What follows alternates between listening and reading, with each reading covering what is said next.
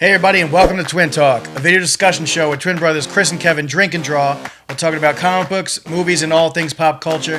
We're your hosts, Chris Hart, Kevin Hart, and today we're going to be talking about DC's latest animated feature, Batman: The Long Halloween.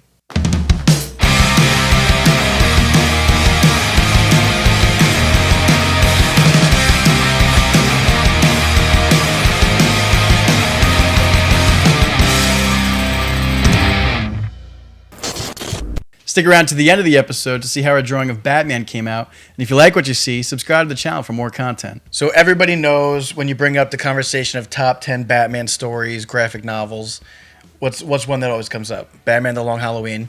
We know that this is a limited series from Jeff Loeb and Tim Sale that came out in 1996 and 1997. The book is highly acclaimed. I remember reading it a long time ago now when we were living at Mom and Dad's.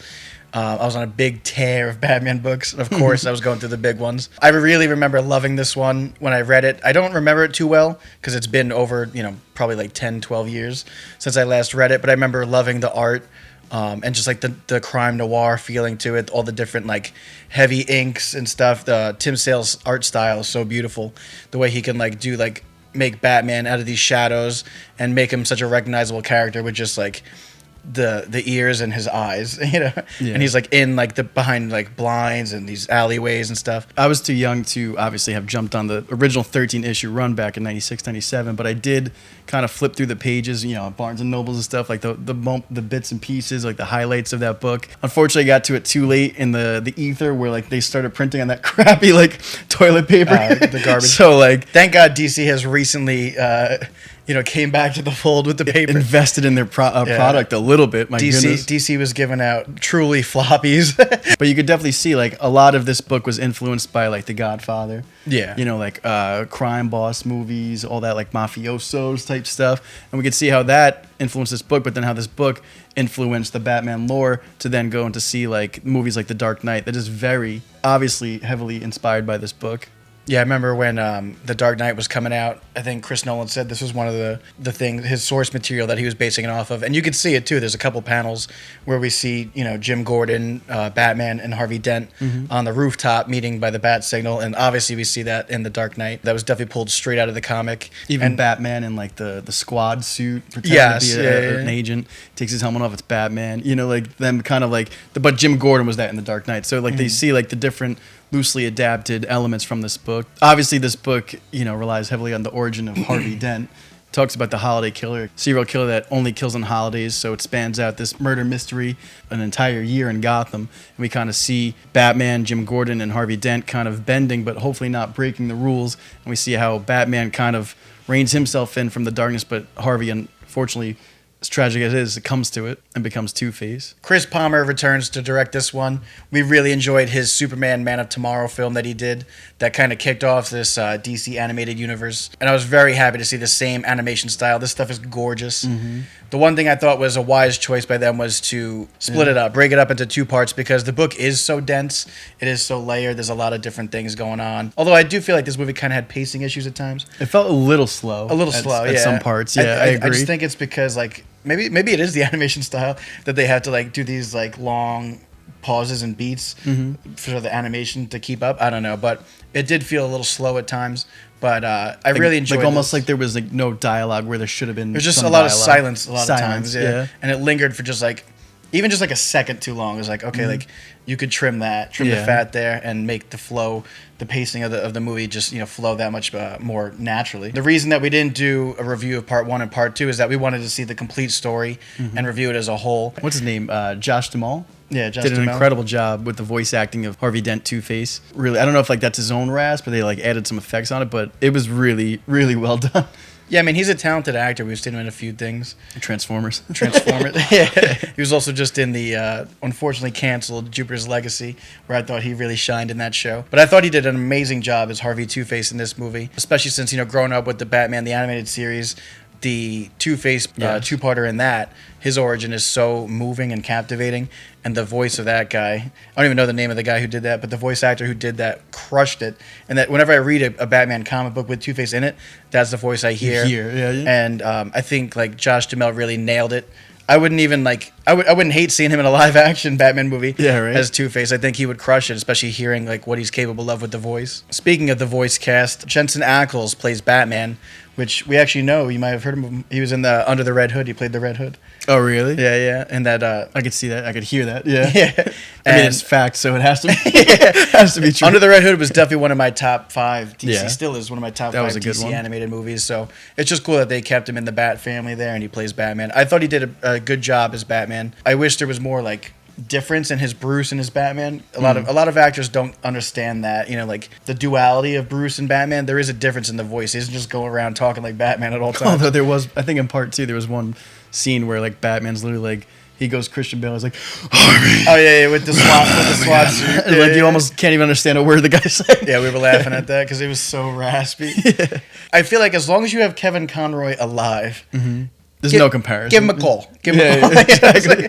Just give the guy a call. What's he up to? He's not doing anything else, Yeah, that guy could just easily collect a paycheck till he's dead. And like, Batman voice I'm sure he loves doing it too. Just do it. And like, because once he dies, everyone will be like, oh, they're gonna come and like get these lost tapes and then make some sort of like Tupac Batman. But like, get him while he's alive. Give him a call. And then even too with the guy who plays Joker in this, Troy Baker. I think he did a good job. He did a great job. Yeah. Because if you're not gonna call in Mark Hamill, this is the guy you want. Troy Baker. He, I believe, voiced the Joker in Arkham Origins, and I think he sounds pretty damn close to Mark Hamill. Yeah. And like I said, if we can't get Hamill, like this is the guy you want to call in. That was actually one of my favorite scenes. Was I think at the end of part 1 was when Joker was trying to gas everyone in like their Gotham Square, Times Square on New Year's Eve. It reminds me so much of like Batman '89, like kind of like that crazy plot of like he's gonna kill everybody, like the balloons coming in, but Joker's in like the World War II fighter plane and he's got like the goggles on. It's just such a cool aesthetic to me that I would love to have like a hot toy of that Tim Sale art. He's a loose cannon, and he's basically just going out to try to kill half of Gotham because it's New Year's Day, on the off chance that the holiday killer is there, because he doesn't so want. Insane, he basically doesn't want him like overshadowing him, and taking his place. Since it's he literally says there's only room for one homicidal maniac in this town. So since it's obviously heavily based on the holiday killer, let's talk about Holiday. What did you think of how it was portrayed in the movie versus the comic books? Let's talk about the movie first. It obviously turns out to be Gilda.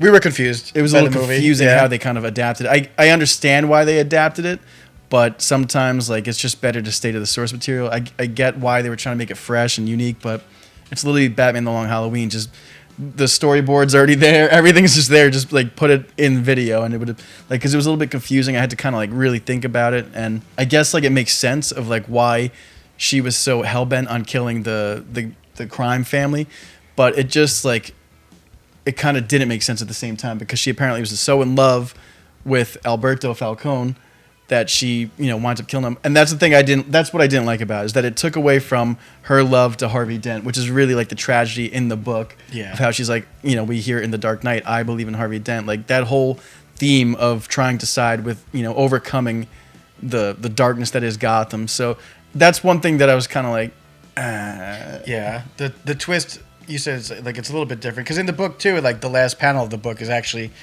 It shows, the twist that Gilda was behind all these murders, because in the book, she basically just wants to settle down with Harvey and have a kid with him, and she figures, he's so hell-bent and obsessed on this, Falcone family. Let me lighten the load. She goes and kills these people, and to me, that's psychotic. It's like, at that point, it's like, you don't want this woman being your baby mama. Yeah, because Harvey's obviously psychotic, too. Harvey's psychotic. And, like, to me, is it just me, guys? Let us know in the comments below. When I read the book and I saw this movie, to me, I always thought that Harvey was the holiday killer, too. There's more than one. He even says it at the end of the movie. And in the comic book, too, And in the comic, too, we see that it's Alberto trying to, supersede his father because he's always put him down. But to me, I always felt that Harvey was on the good side.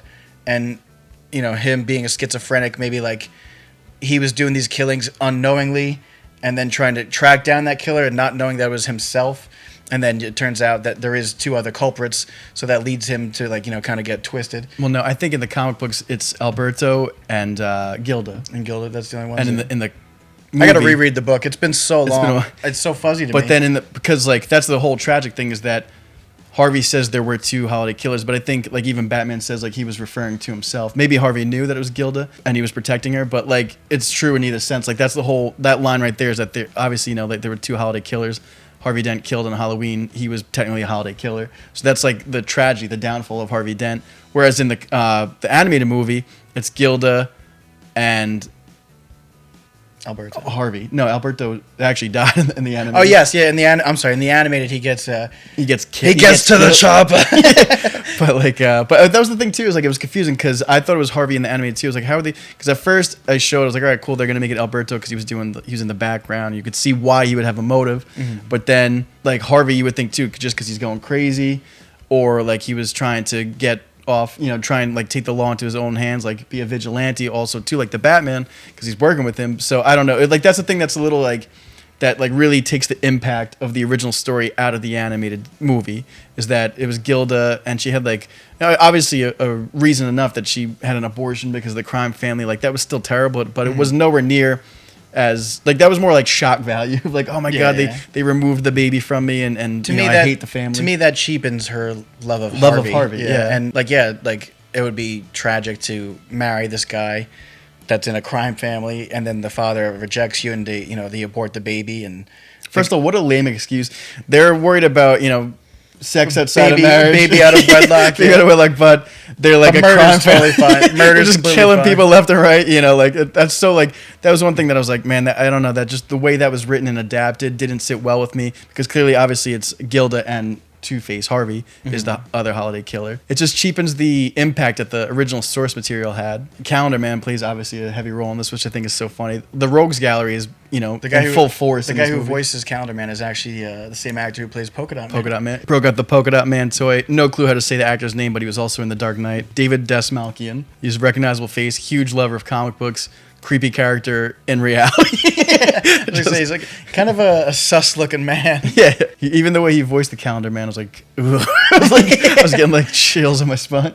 You don't want that guy asking what you want for breakfast. Yeah, I just want to say too, like the Batman has the greatest rogues gallery next to Spider-Man, in my opinion. They're out in full force in the comic book and in the animated movie. That was like one of my favorite things. Poison Ivy was so hot in this, like in this movie. My standout was Scarecrow's design in this. Oh yeah. Is amazing. I love his red eyes, and I can't talk enough about this animation style. The thick, bold lines, the gorgeous colors, and like, did you notice the backgrounds in this thing? Like behind the city and stuff, it's got like this like charcoal texture background for the city, and it's just beautiful stuff. But it's kind of like a comic book. Like the beauty of that is like a comic book is that you could take your time instead of these things just going by you. The story, you could kind of look back, kind of look at the art, look at these little details, and just gush over it. So I really do love these animated movies as well. I thought Batman's design was great. Yeah, even like I love that he keeps doing like the detective noir-ish stuff. Originally, they kept saying that this was going to be a solo film. It was going to be like disconnected. And I don't know if you said you didn't even know. There's a post-credit scene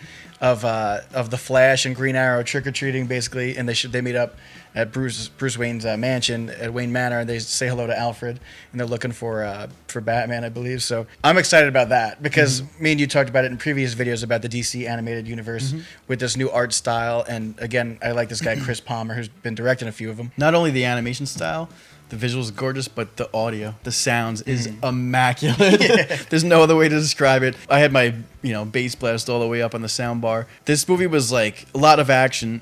It was violent, but it wasn't like gruesome. They did it well. Like every punch that Batman landed, I was like, ooh, I felt that. Yeah. Like kudos to the audio department. They killed it in this one. So overall, I had a few gripes with a few, plot twists here and there. Some things that didn't make so much sense to me, but I really enjoyed this. The animation is gorgeous. The sound design's immaculate, like you said. I'm always down for more Batman content. So getting this, such a highly regarded graphic novel adapted, was obviously a good time either way. What did you guys think about Batman The Long Halloween? Did you like part 1? Did you like part 2? Let us know in the comments below. Anyways, that about wraps up today's episode of Twin Talk. If you like this video, give it a thumbs up, comment below to join the discussion, and don't forget to subscribe to the channel for more content. We'll see you next time. Peace!